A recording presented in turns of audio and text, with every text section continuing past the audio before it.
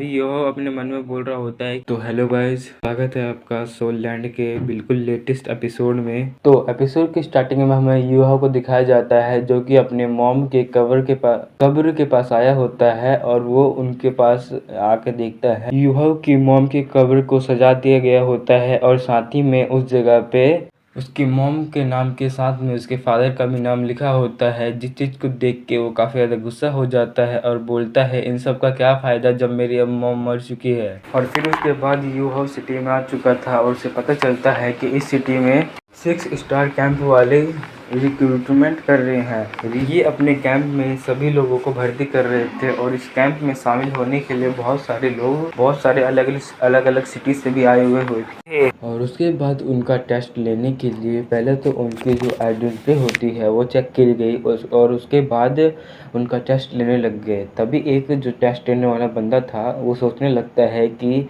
एक एक करके तो बहुत ज़्यादा टाइम लगेगा, इसीलिए वो सबके सामने 5 स्टोन रखता है जिसमें कि 4 स्टोन तो थोड़े हल्के भी थे लेकिन 5वां सबसे भारी था। और यूहाव भी इस टेस्ट को देने आ गया था और साथ ही में उसने अपना नाम बदल के टांग होंग रख दिया था। और उसके बाद सभी लोग सोचने लग जाते हैं कि ये पतला दुबला बच्चा क्या ही इतने भारी स्टोन को उठाएगा और सभी लोग उसका मजाक उड़ाने लग जाते हैं। लेकिन जो टेस्ट देने वाला होता है वो सबको अपने स्टोन उठाने के लिए कह देता है, लेकिन यूहाव सबसे पहले ही अपना स्टोन उठा देता है। जिस चीज़ को देख के सभी लोग काफ़ी ज़्यादा हैरान हो जाते हैं और जिस हिसाब से बंदों ने वो अपना स्टोन उठाया था उसी हिसाब से उनको बैच मिलने लग जाते हैं। लेकिन इस साल सबसे खतरनाक बैच मिला था वो भी अपने मेन कैरेक्टर यूहाव को, और हमारे यूहाव को फर्स्ट क्लास का बैच मिला हुआ था। जिस चीज़ को देख के तो सभी लोग काफ़ी ज़्यादा हैरान हो चुके थे। तभी यूहाव अपने मन में बोलने लग जाता है कि ये स्टोन तो काफ़ी ज़्यादा हल्का था और जैसे ही वो उस जगह से जाने लग जाता है तब हम देख पाते हैं कि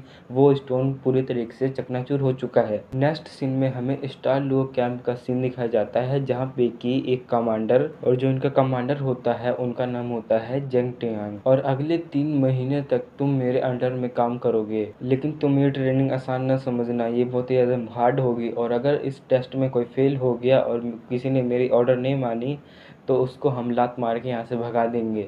तो क्या सोल्जर्स, तुम्हें मेरी बात समझ में आई? और उसके बाद वो सोल्जर्स भी हाँ बोल लेते हैं और साथ ही में इनकी ट्रेनिंग भी चालू हो चुकी थी। और हम देख पाते हैं कि यूहाव सबसे पहले बहुत ही ज़्यादा स्पीड में उस ट्रेनिंग को कर रहा होता है जिस और साथ ही में उसने अपनी एनर्जी भी सील कर रखी थी। वो अपनी स्पिरिचुअल पावर का यूज़ नहीं कर रहा था, वो बस अपनी फिजिकल पावर का यूज़ कर रहा था। सभी लोग थक जाते हैं लेकिन वो नहीं थकता और वो लगातार पुशअप पे पुशअप मारे जा रहा होता है। और उसके बाद वो अपने मन में कहने लग जाता है कि अगर मैं चाहूँ तो अपनी पावर का यूज़ करते हुए इस मिलिट्री में काफ़ी ज़्यादा बड़े पद पे आ सकता हूँ, लेकिन मैं स्टेप बाय स्टेप आऊँगा और मैं अपने फादर को साबित कर दूंगा कि मैं अपने बिना स्पेशल पावर से ही मिलिट्री कैंप में मैं सबसे ज़्यादा हाई रैंक पे जा सकता हूँ। और साथ ही में कमांडर का भी नज़र युवाओं पे पड़ गई क्योंकि उसकी फिजिकल स्टंट काफ़ी ज़्यादा अच्छी थी बाकी सबके अलावा। बाकी लोगों के अलावा युवाओं की फिजिकल जो स्ट्रेंथ होती है वो काफ़ी ज़्यादा होती है, जिस वजह से कमांडर की नज़र भी उस पर पड़ चुकी थी।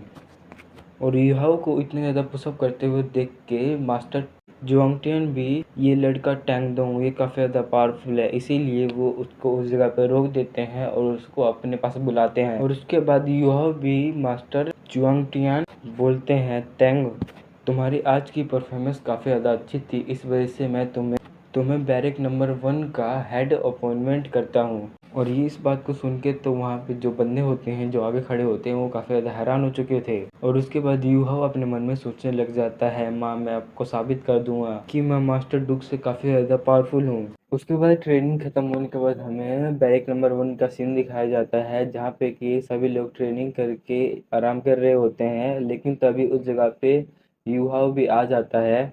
तभी यूहा उन सभी को बोलता है कि तुम सब मेरी बात ध्यान से सुनो, मैं जानता हूँ कि तुम कोई मामूली से सोल्जर बनने के लिए तो आए नहीं होगे। अगर तुम सबको कॉम्बैट सोल्जर बनना है तो तुम्हें इसके लिए हमें बाकी कैंप से अच्छा करना पड़ेगा।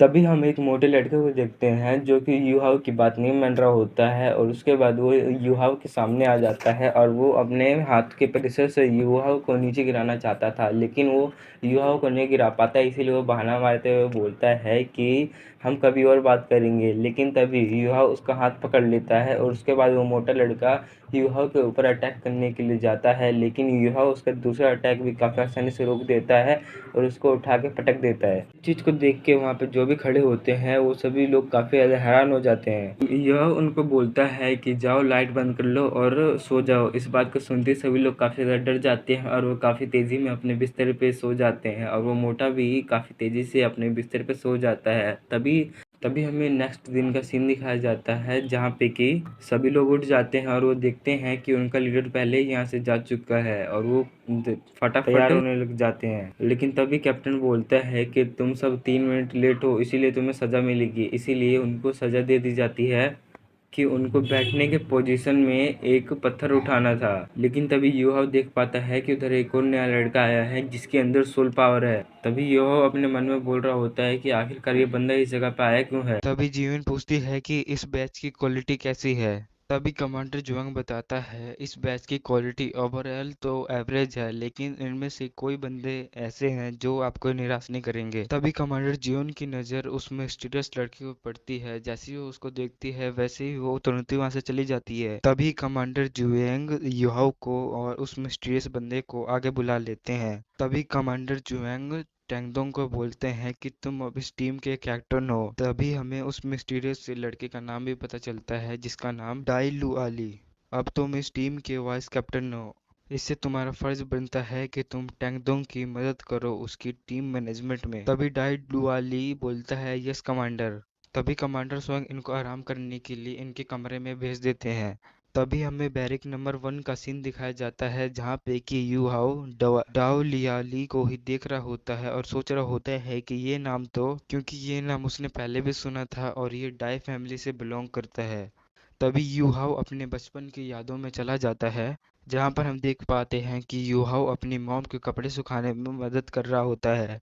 तभी हम देखते हैं कि एक छोटा सा बच्चा वहाँ पे खेलते तितली को तभी हम देखते हैं कि एक छोटा सा बच्चा तितली को पकड़ने के चक्कर में कपड़े में लिपटा जाता है और वो युहाव से टकरा के नीचे गिर जाता है। तभी युहाव की मम उसको उठा देती है और उसके ऊपर से कपड़ा भी हटा देती है। असल में ये छोटा बच्चा कोई और नहीं, ये डाई लुआली ही है। तभी उसकी मदर उस जगह पे आ जाती है और वो अपनी मदर को जैसे ही देखता है वैसे ही वो भाग के उसके पीछे चला जाता है। उसके बाद वो युहाव से बोलता है कि मुझे माफ़ कर दो, मैं तुम्हें गिराने का इरादा नहीं रख के आया था, मैं तो तितली को पकड़ रहा था, उसके चक्कर में तुम गिर गए, सॉरी। उसके बाद युहाव भी उसको माफ़ कर देता है। तभी डाई लिवाली की मॉम युहाव की मॉम से बोलती है कि तुम हुआ यू, मैंने तुम्हारे बारे में सुना था, मैंने सुना कि तुमने ड्यूक मैंसन को छोड़ दिया। असल में डाओ लियाली की भी मॉम एक कोंकोबानी थी। चलो गेस करो इनका पति कौन होगा। फिर हमें पता चलता है कि ये दोनों मास्टर ड्यूक की ही पत्नियां हैं। इसका मतलब युहाओ उस डाओ लियाली का एक हाफ ब्रदर है। असल में दोस्तों पुराने ज़माने में बस एक ही बीवी रख सकते थे और बाकी को कोंकोबाइन बना के रखते थे। वो इन सबको कोंकोबाइन इसीलिए बनाते थे जिससे कि उनके पावरफुल बच्चे हो सके और उनकी फैमिली चल सके। युहाव को याद था कि डावलियाली की मॉम ने मेरी मॉम को पैसे भी दिए थे जिससे कि वो अपना गुजारा कर सके। युहाव को ये सारी बचपन की यादें थी, इसीलिए वो पहचान चुका था कि ये मेरा ब्रदर ही है। तभी युहाव अपना आँख खोल के देखता है तो डावलियाली उस जगह पे होता ही नहीं है। तभी हमें पता चलता है कि डाओलियाली इस एक जगह पे प्रैक्टिस कर रहा होता है। थोड़ी देर में यूहा भी उस जगह पे आ जाता है और फिर वो अपने मन में बोलता है कि मुझे पता है कि तुम ये सब क्यों कर रहे हो, क्योंकि तुम मास्टर ड्यूक को खुश करना चाहते हो और तुम्हारी दूसरी वजह ये है कि तुम कमांडर जून की नज़रों में आना चाहते हो क्योंकि तुम उससे प्यार करते हो। लेकिन वो एक प्रिंसेस है जिस वजह से तुम एक मिलिट्री में अच्छी पोस्ट को पाना चाहते हो। तभी युवा डालियाली के पास में आ जाता है और उससे बोलता है कि क्या तुम मेरे फाइट का चैलेंज एक्सेप्ट करते हो। इस बात को सुन के डालियाली बोलता है कि तुम्हारी हिम्मत भी कैसे हुई मुझसे फाइट करने के, तुम एक नॉर्मल से इंसान हो और मैं एक सोल मास्टर।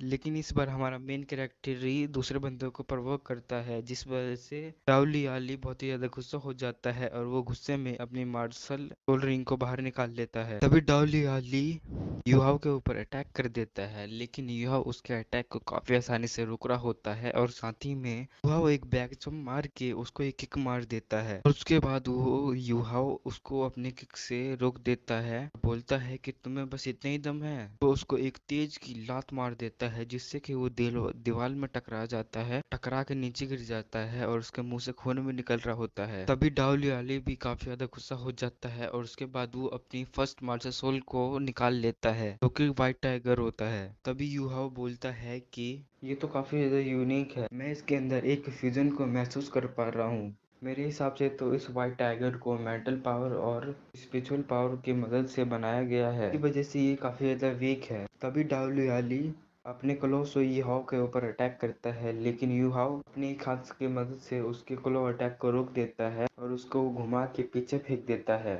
तभी डाओलियाली बोलता है कि ये कैसे हो सकता है, इसके पास तो कोई स्पेशल पावर भी नहीं है और ना ही ये सोल मास्टर है। तभी यूहाओ बोलता है कि सोल मास्टर ही बनना सब कुछ नहीं होता और उसके बाद वो अपने हाथ के इशारे से उसको फाइट करने के लिए वापस से बोलता है। तभी डाओलियाली काफी ज्यादा गुस्सा हो जाता है और वो गुस्से में अपने व्हाइट टाइगर को वापस से बुलाते हुए यूहाओ के ऊपर अटैक कर देता है, लेकिन वह उसका एक भी हमले यूहाओ को लग ही नहीं रहा होता है और वो काफी आसानी से हरा के अपने पैर के नीचे आ देता है। तभी उस जगह पे कमांडर जुयून आ जाती है और बोलती है कि इस जगह पे क्या हो रहा है। तभी वो घबराते हुए खड़ा हो जाता है और बोलता है जूनियर आखिरकार तुम इस जगह पे क्या कर रही हो। अभी जीवन गुस्से में बोलती है कि आखिरकार तो जीवन क्यों बोल रहे हो, मैं तुम्हारी आर्मी कमांडर जुयून हूँ। अभी डाई डुआली बोलता है ठीक है बटालियन कमांडर, समझ गया। और उसकी ऐसी बात सुन के तो यूहाओ अपने मन में हंस रहा होता है। तभी कमांडर जून यूहाओ से बोलती है कि तुम्हें पता नहीं है कि इस जगह पे प्राइवेट फाइट करना मना है। तभी यूहाओ बोलता है कि कमांडर जून ये मेरा और डाई वाली का मैटर है, तो इसीलिए आप इसमें इंटरफेयर ना ही करें तो बेहतर रहेगा। और उसके बाद यूहाओ उसकी तरफ बढ़ने लग जाता है। तभी जून बोलती है कि तुम्हारी हिम्मत कैसे हुई मेरी ऑर्डर ना मानने की। इतना कहकर वो अपनी स्वॉर्ड को निकालने वाली ही होती है कि तभी यूहाओ बस वहां पे छोटा सा मेंटल अटैक तैयार करता है, जिस वजह से वो उस जगह पे बेहोश होकर गिर जाती है। और ये सब देख के तो डालियाली को बिल्कुल भी बर्दाश्त नहीं होता और उसके बाद वो अपनी ब्लडी टाइगर को बाहर निकाल देता है, जिससे कि युवा भी उसके परिसर से पीछे हट जाता है। तभी डालियाली बोलता है जीवन कुछ भी हो जाए मैं तुम्हें हर हालत में प्रोटेक्ट करूंगा। तभी हम देखते हैं कि वो ब्लडी टाइगर डालियाली के कंट्रोल में नहीं होता और वो ब्लडी टाइगर युवाओं के ऊपर अटैक करने लग जाता है। यूहाओ उसके अटैक को डॉज करते करते अपने मन में सोच रहा होता है कि यूहाओ उसकी ताकत देख के काफी ज्यादा इम्प्रेस हो रहा होता है। बोलता है कि अच्छा तुम्हारे पास मिक्स ब्लड टाइगर है और जो तुम टेक्निक को प्रैक्टिस कर रहे थे वो तो बस व्हाइट टाइगर के लिए बनाई गई थी, इसीलिए तुम्हारी कल्टीवेशन इतना कम थी।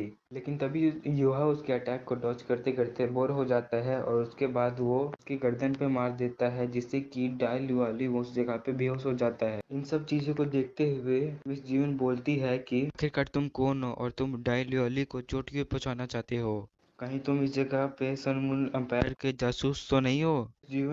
जीवन के मुंह से ऐसी बात सुनने के बाद यह बोलता है इसका मतलब तुमको भी डालियाली की फिक्र है। अभी हम देखते हैं कि डालियाली भी होश में आ चुका था और उसके बाद हम यह को देखते हैं जो कि बोलता है कि मैं भी अपने लोगों को प्रोटेक्ट करना चाहता हूँ। इतना कहकर वो और उसके बाद वो मिस जून के पास में जाने लग जाता है और इस मिस्टीरियस से सीन के साथ ही इस एपिसोड का अंत होता है।